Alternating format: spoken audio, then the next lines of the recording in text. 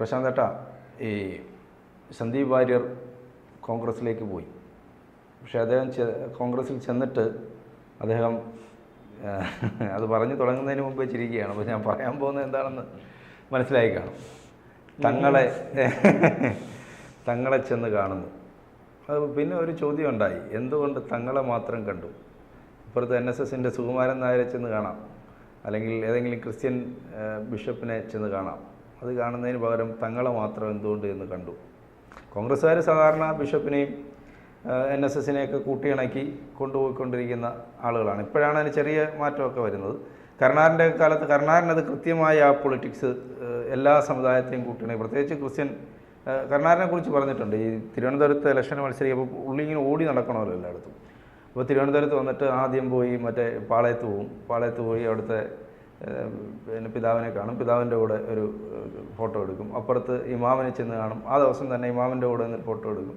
അപ്പുറത്ത് പത്മനാഭപുരം കൊട്ടാരത്തിൽ ചെന്ന് അവിടുത്തെ ആളുകളെ കാണും, ആ ഫോട്ടോ 3 ഫോട്ടോ ആയി, 3 പത്രത്തിൽ വരും. പുള്ളി അവിടെ നിന്ന് ബാക്കി മണ്ഡലങ്ങളിലേക്ക് പ്രചാരണത്തിനായിട്ട് അങ്ങ് പോകും, 3 പേരുടെ വോട്ട് ഉറപ്പിച്ചിട്ട് പോകും. അപ്പോൾ ആ കളിയൊന്നും ഇപ്പോൾ ആർക്കും അറിയത്തില്ല. സന്ദീപ് വാര്യർ പക്ഷേ തങ്ങളെ ചെന്ന് കണ്ടിരിക്കുന്നു. വലിയ വിമർശനങ്ങൾ അദ്ദേഹത്തിനെതിരെ ഉണ്ടാകുന്നു. തങ്ങളെ കണ്ടത് അത്ര തെറ്റാണോ? സന്ദീപ് വാര്യർക്ക് തങ്ങളെ കണ്ടുകൂടെ? സന്ദീപ് വാര്യർ തങ്ങളെ കണ്ടത് അത്ര തെറ്റൊന്നുമല്ല. പിന്നെ നേരത്തെ ജോൺ പറഞ്ഞതുപോലെ കരുണാകരൻ കാണുന്നത് പോലെ ഒന്നും സന്ദീപ് വാര്യരും ഇപ്പോഴത്തെ ഒരു വാര്യന്മാരും കണ്ടിട്ടൊരു കാര്യമില്ല. കരുണാകരൻ ചെന്ന് കാണുന്നത് അവർക്കും തൃപ്തിയായിരുന്നു, പരസ്പരം അങ്ങോട്ടും ഇങ്ങോട്ടും തൃപ്തിയാണ്. കരുണാകരൻ ചെന്നില്ല അവർക്കും പരാതിയാണ്.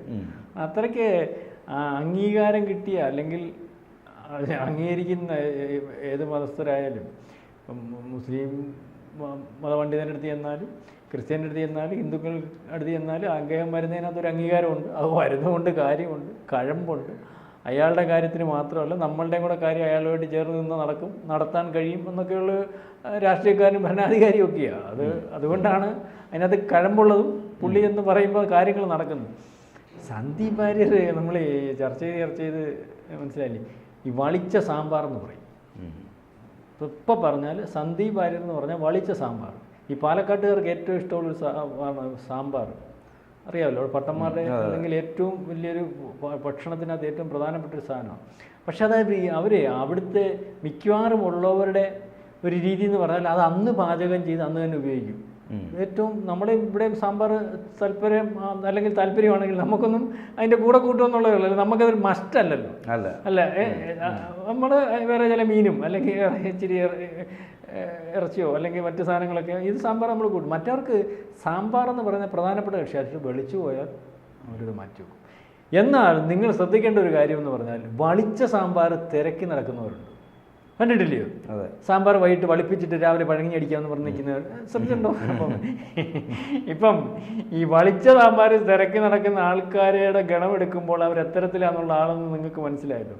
അപ്പം ആ ഒരു ഗണത്തിലേക്ക് അല്ലെങ്കിൽ അത്തരത്തിലുള്ള ആൾക്കാരുടെ ഇടയിലേക്ക് മാത്രമാണ് സന്ദീപ് വാര്യർ പോയത്.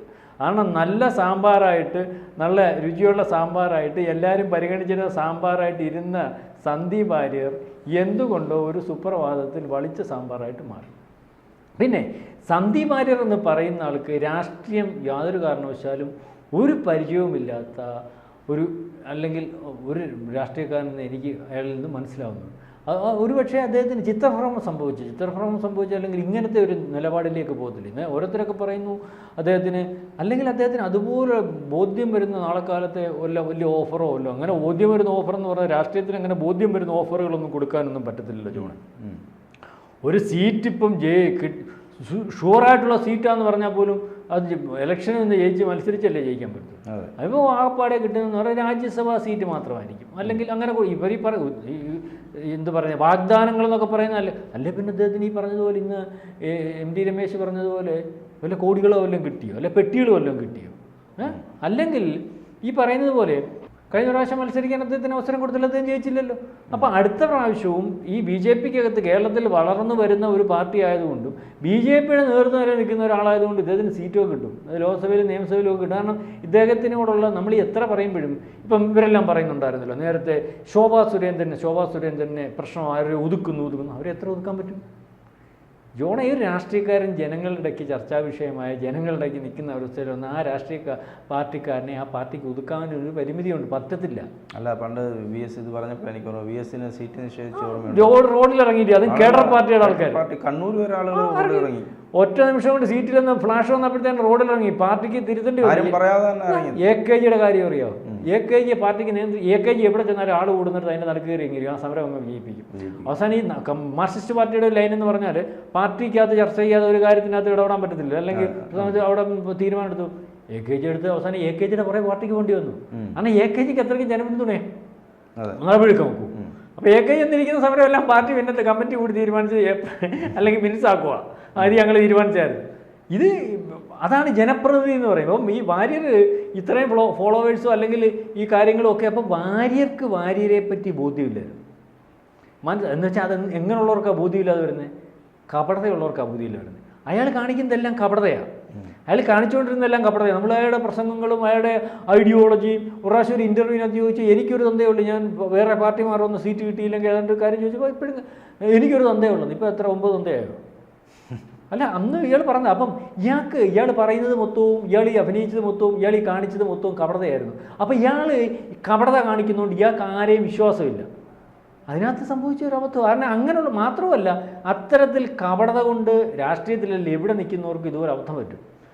അയാളുടെ രാഷ്ട്രീയ ജീവിതത്തിൽ ഈ സന്ദീപ് വാര്യർ എന്ന് പറയുന്ന മനുഷ്യൻ്റെ രാഷ്ട്രീയ ജീവിതത്തിൽ കാണിച്ച ഏറ്റവും വലിയ പരാജയമായിരിക്കും ഈ പോക്കെന്ന് പറയുന്നത്. കോൺഗ്രസിൽ പോകുന്നത് അല്ലെങ്കിൽ മാർക്സിസ്റ്റ് പാർട്ടിയിൽ പോകുന്നതോ ആരെങ്കിലും പാർട്ടി മാറുന്നതോ ഒന്നുമല്ല.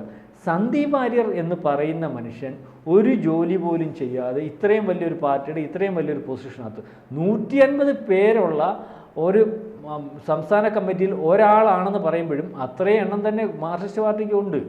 സംസ്ഥാന കമ്മിറ്റി 150 വരുന്നില്ലെങ്കിൽ 137 പേരോളം വരുന്നുണ്ട്. കോൺഗ്രസിനകത്ത് എത്രയോ പേരുണ്ട്, എണ്ണം പോലും ഇല്ല, എണ്ണം പോലും പറ്റത്തില്ല, 900 ആണ്. അപ്പം ഇത് മോശമാണ്. മാത്രമല്ല 150 പേരെ നമ്മൾ അറിയുമായിരുന്നു സംസ്ഥാന കമ്മിറ്റിയിലുള്ള, അറിയോ? ഇല്ല. സന്ദീപ് വാര്യരെ അറിയുമായിരുന്നു, എല്ലാവരും അറിയുമായിരുന്നു.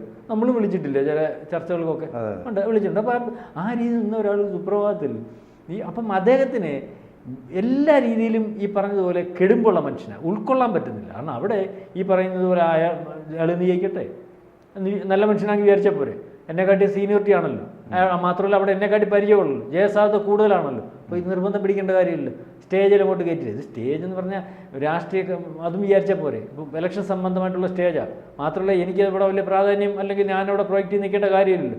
മാത്രമല്ല അല്ലാതെ ജനറലായിട്ടുള്ള എത്രയോ സ്റ്റേജുകൾ എനിക്ക് കിട്ടുന്നു, ഞാൻ ഇതിൻ്റെ ഭാഗമാകുന്നു. അപ്പോൾ അത് നല്ല ആളാണെങ്കിൽ പുള്ളിക്ക് വിചാരിക്കാമല്ലോ. അപ്പോൾ അതൊന്നുമല്ല ഒരു കാരണമാക്കി. അല്ല, കയറാനിരിക്കുന്ന കുരങ്ങിന് ഒരു ഏണി എന്ന് പറഞ്ഞ പോലെ ഇദ്ദേഹം ഇതൊരു കാരണമാക്കി. കാരണം ഇത് വളരെ നേരത്തെ ഒരുപക്ഷെ ഇദ്ദേഹത്തിന് സീറ്റ് കിട്ടിയില്ലെങ്കിൽ സരിൻ പ്ലാൻ ചെയ്ത് തീരുമാനിച്ചിരുന്ന ഒരു സംഭവമൊക്കെ ആയിരിക്കാം. കാരണം ഒരു സുപ്രഭാതത്തിലെടുത്ത തീരുമാനമൊന്നും ആയിരിക്കത്തില്ല, അല്ലെങ്കിൽ ഇത്രയും പെട്ടെന്നൊരു തീരുമാനം എടുക്കാൻ പറ്റത്തില്ലല്ലോ. അപ്പോൾ അങ്ങനെ തീരുമാനിച്ച് വന്നായിരിക്കും. ഏതായാലും ഇദ്ദേഹം ഇതിന് ശേഷം കാണിച്ചൊരു കാര്യം കണ്ടില്ലേ, പാണക്കാട് പോകുന്നു. പാണക്കാട് പോയിട്ട് പാണക്കാട് തങ്ങളെ കാണും. പാണക്കാട് തങ്ങളെ കാണുക എന്ന് പറഞ്ഞാൽ കോൺഗ്രസിനെ ഇപ്പം നിയന്ത്രിക്കുന്നത് പാണക്കാട് തങ്ങളാണല്ലോ, എന്ന് പറയാതിരിക്കുന്നത്. പൊളിറ്റിക്കൽ ഇസ്ലാം എന്ന് വേണമെങ്കിൽ വിളിക്കാൻ പറ്റുന്ന പൊളിറ്റിക്കൽ ഇസ്ലാം എന്ന് പറഞ്ഞാൽ അതിൻ്റെതായ രീതിയിൽ ഈ ഇസ്ലാമിനകത്തെ ഉരുത്തിരിച്ചിരിക്കുന്ന അല്ലെങ്കിൽ ഇസ്ലാമിനെ രാഷ്ട്രീയപരമായിട്ട് എങ്ങനെ കൊണ്ടുപോകണം എന്നുമല്ല, അല്ലെങ്കിൽ അവരുടെ ഒരു രാഷ്ട്രീയം സാധാരണ ഈ നമ്മുടെ ജനാധിപത്യ സംവിധാനത്തിൽ എങ്ങനെ ഉരുത്തിരിച്ചെടുക്കണമൊക്കെ അതിനെ നിയന്ത്രിക്കുന്നതിനെ പൊളിറ്റിക്കൽ ഇസ്ലാം എന്ന് പറയും. ഇപ്പോൾ കേരളത്തിൽ പൊളിറ്റിക്കൽ ഇസ്ലാമിൻ്റെ ഭാഗമായിട്ട് നിൽക്കുന്ന ഇവിടെ ആരാ പറയുന്നത്? ഈ മുസ്ലിം ലീഗ്, അല്ലെങ്കിൽ ഇന്ത്യയിലുടനീളം ആ രീതിയിലേക്ക് കേരളത്തിൽ നിന്ന് ഒരുപക്ഷെ കോൺഗ്രസിനെ അവർക്ക് നിയന്ത്രിക്കാൻ കഴിയുന്നുണ്ടോ എന്ന് നമുക്ക് സംശയിക്കേണ്ടിയിരിക്കും. കാരണം കോൺഗ്രസിൻ്റെ പ്രധാനപ്പെട്ട നേതാക്കന്മാർ ഇപ്പം ഈ പറയുന്നത് പോലെ മത്സരിക്കണമെങ്കിൽ ഈ മുസ്ലിം ലീഗിൻ്റെ സഹായം വേണം. ഏറ്റവും ആദ്യം മത്സരിച്ചത് ഈ പറഞ്ഞ നമ്മുടെ രാഹുൽ ഗാന്ധിയല്ലേ പ്രതിപക്ഷ നേതാവ്. അതിനുശേഷം ഇപ്പോൾ അദ്ദേഹത്തിൻ്റെ പെങ്ങളുകളല്ലേ മത്സരിക്കുന്നത്. അപ്പം ഇവിടുത്തെ കോൺഗ്രസ് നേതാക്കന്മാർ പോലും അവരുടെ കീഴിൽ പണിയെടുക്കേണ്ടതായിട്ട് വരും. കാരണം മുസ്ലിം ലീഗിനോട് അഭിപ്രായം കുറേ നാൾ മുമ്പേ ചോദിക്കാറുണ്ട്. മാണിയോട് മുസ്ലിം ലീഗിനോട് ഇവിടെ ഒരു മന്ത്രിസഭ രൂപീകരിക്കും, മുഖ്യമന്ത്രിയെ തീരുമാനിക്കുന്ന കാര്യം വരെ ഒരു പെടത്തില്ല. പണ്ട് കരുണാനൊക്കെ ഉള്ള സമയത്ത് കരുണാനോട് അഭിപ്രായം ചോദിച്ചിട്ട് കരുണാൻ ഇവരുമായിട്ടൊക്കെ ഒരു ചർച്ച നടത്തി തീരുമാനം എടുത്താൽ കൊടുക്കത്തേ ഉള്ളത്. ഇപ്പം അങ്ങനല്ല, ശ്രദ്ധിച്ചിട്ടില്ലയോ? ആദ്യമേ മാണിയുള്ളവൻ മാണിയോട് ചോദിക്കുമല്ലോ, മാണിയോട് ചോദിച്ചില്ലേ മാണി വേറെ അറിയിക്കുമല്ലോ, ചോദിപ്പിക്കുമല്ലോ. അതൊരു കപ്പാസിറ്റിയാണ്. നമ്മൾ പറയുമ്പോൾ അതെല്ലാം പറയും. അതുപോലെ മുസ്ലിം ലീഗ് പറയുന്ന ആൾക്ക് അതുകൊണ്ടല്ലേ ഈ മുസ്ലിം ലീഗ് ഒരു ഘട്ടത്തിൽ ഇവിടുത്തെ MP ഉണ്ടല്ലോ ശശി തരൂർ അങ്ങ് ഏറ്റെടുത്തല്ലോ, എല്ലാവരും വരണ്ടു പോയില്ലായിരുന്നു. ശ്രദ്ധിച്ചില്ല ശശിധരനെ അവരങ്ങേറ്റപ്പം അടുത്ത പ്രാവശ്യം ശശി തരൂർ മതി കേരളത്തിൻ്റെ UDF-ന്റെ മുഖ്യമന്ത്രി സ്ഥാനാർത്ഥി എന്ന് പറഞ്ഞു. അത് കഴിഞ്ഞിട്ട് വിട്ടു. അത് കഴിഞ്ഞിട്ടാണ് KC വേണുഗോപാൽ അവിടെ സജീവമായിട്ട് പോയത്, ഇപ്പോഴത്തെ പ്രതിപക്ഷ നേതാവ് പോയത്. അപ്പം ആര് തീരുമാനിക്കുമ്പോഴും ഇപ്പം KC വേണുഗോപാലിനെ മേളിൽ നിന്ന് തീരുമാനിക്കാൻ രാഹുൽ ഗാന്ധി വിചാരിച്ചാൽ പോലും ഇവിടുത്തെ ഒരു അഭിപ്രായം ചോദിക്കും. ഞാൻ പറയുന്നത് മനസ്സിലാവുന്നുണ്ട്. അഭിപ്രായം ചോദിക്കുമ്പം തങ്ങൾ പറയുക പറ്റത്തില്ല, അല്ലെങ്കിൽ അത് വേണ്ട, ഞങ്ങൾക്ക് ഇവിടെ ഇപ്പോഴത്തെ പ്രതിപക്ഷ നേതാവിനെ മതിയെന്ന് പറഞ്ഞാൽ അത് അപ്പം അങ്ങനെ പറയാൻ പറ്റാത്തൊരവസ്ഥയിലേക്ക് അവിടെ നേരത്തെ ചെന്ന് കുമ്പിട്ട് അവർ പറയുന്ന കാര്യങ്ങൾ നമ്മൾ പറഞ്ഞ അവസാനിക്കുമ്പോൾ കാര്യങ്ങൾ തീരുമാനിക്കുന്നത് ഉറപ്പായിട്ടും കാര്യങ്ങൾ പാണക്കാട് കുടുംബവുമാണ്. കോൺഗ്രസിലെ കാര്യങ്ങൾ ഇപ്പം അതുകൊണ്ടാണ് അത് മനസ്സിലായത്. അപ്പൊ സന്ദീപ് വാര്യർ ബുദ്ധിയുള്ള രാഷ്ട്രീയക്കാരനാണ്. അല്ല, സന്ദീപ് വാര്യർ അവിടെ ചെന്നു. സന്ദീപ് രായ ബുദ്ധിയുള്ള രാഷ്ട്രീയക്കാരനാണെന്നുള്ള കാര്യത്തിൽ എനിക്കറിയില്ല. ഇപ്പോൾ കോൺഗ്രസിനകത്തോട്ട് പോയി കഴിഞ്ഞപ്പോൾ കോൺഗ്രസിന്റെ തലത്തപ്പൻ ഒരുപക്ഷെ അതിനകത്ത് ചെന്ന് കഴിഞ്ഞപ്പോഴായിരിക്കും മുസ്ലിം ലീഗ് ആണെന്ന് മനസ്സിലായത്. ഒരുപക്ഷെ സന്ദീപ് വാര്യർ എന്ന് പറയുന്ന ആളിനെ നമ്മൾ ഇന്നലത്തെ ഒരു ദിവസത്തോട് ഇതിനു മുമ്പ് നമുക്കറിയത്തില്ലായിരുന്നല്ലോ. അദ്ദേഹത്തിൻ്റെ പറച്ചിലും ഉടുപ്പും കുറിയും പാൻറ്റും ഒക്കെ ഉണ്ടാവില്ല. നാളെ കാലത്തെ പൊന്നാനി പോകാനും മടിക്കത്തില്ല. കാരണം ഈ സന്ദീപ് വാര്യർ ആത്മീയ ആചാര്യൻ ആയിട്ടുള്ള അദ്ദേഹത്തിൻ്റെ തങ്ങളെ കണ്ട സ്ഥിതിക്ക്, അല്ലെങ്കിൽ ഇതുവരെ പറഞ്ഞൊക്കെ മാറ്റി ഒരു മാറ്റത്തിനും അല്ലെങ്കിൽ ഒരു പുതിയ രൂപത്തിനും ഭാവത്തിലും അല്ലെങ്കിൽ അവരുടെ അനുഗ്രഹാശീസ്സുകളോടുകൂടി മുന്നോട്ട് പോകുന്നതിനും ഉപദേശം തേടുന്നതിനൊക്കെയാണല്ലോ പുള്ളി അവിടെ പോയത്. അവിടെ ചെന്ന് അകത്ത് കയറുന്ന സംസാരിച്ച് ഏതാണ്ട് ഏത്തക്കാപ്പം കൊടുത്തു, അതും കടിച്ചുകൊണ്ട് വെളിയിൽ വന്നു. ഞാനിതുവരെ കണ്ടിട്ടില്ലാത്തതെല്ലാം കണ്ടു, ഒരു വല്ലാത്ത ലോകം കണ്ടു. പണ്ടില്ലേ ശ്രീകൃഷ്ണൻ്റെ വാ തുറക്കാനേ ശ്രീകൃഷ്ണൻ്റെ അമ്മ പറഞ്ഞപ്പം ശ്രീകൃഷ്ണൻ്റെ വാ തുറന്നു കഴിഞ്ഞപ്പോൾ അമ്മ പറഞ്ഞു, അയ്യോ ഭൂലോകം മൊത്തം കണ്ടെന്ന് പറഞ്ഞ പോലെ സന്ദീപ് വാര്യർ ചെന്നു. ഈ പറഞ്ഞ പോലെ പാണക്കാട് തങ്ങളുടെ വീടിനകത്ത് കയറി കണ്ടിട്ട് വെളിയിലോട്ടിറങ്ങി, ഇതുപോലൊന്നും ഞാൻ ഇതുവരെ കണ്ടിട്ടില്ല, ഇതെന്താണെന്നുള്ള രീതിയിൽ മനസ്സിലായില്ലേ ഇറങ്ങി വന്നു. അപ്പോൾ ഇനിയും അദ്ദേഹത്തിന് എൻ്റെ ഒരു ഉപദേശം അനുസരിച്ച് അല്ലെങ്കിൽ എൻ്റെ ഒരു കാഴ്ചപ്പാടനുസരിച്ച് പൊന്നാനി പോവുക. പൊന്നാനി സീറ്റും ഒക്കെ ഉണ്ടല്ലോ, മനസ്സിലായില്ലേ? അവിടെ അതിനുശേഷം അവിടെ മത്സരിക്കാനുള്ള സംവിധാനമൊക്കെ ഉരുത്തിരിച്ച് നിൽക്കുന്നതായിരിക്കും നല്ലത്. മനസ്സിലാവുന്നില്ല ആ ഒരു അവസ്ഥയിലേക്ക്, അതായത് അതോട് ചേർന്ന് നിൽക്കുന്നതായിരിക്കും നല്ലത്. വേറെ ഒരു മുഖവുമായിട്ട് നിൽക്കുന്ന സന്ദീപ് വാര്യരെ കോൺഗ്രസിനകത്തും BJP-ക്കകത്തില്ലല്ലോ, അല്ലെങ്കിൽ മറ്റ് ഉള്ളിടത്തെവിടെയും അംഗീകാരം കിട്ടാനുള്ള സാധ്യതയില്ല. കൂടുതൽ വാർത്തകളും വിശേഷങ്ങളും നിങ്ങളിലേക്ക് എത്താൻ ABC മലയാളം സബ്സ്ക്രൈബ് ചെയ്യുക, ബെൽ ബട്ടണും അമർത്തുക.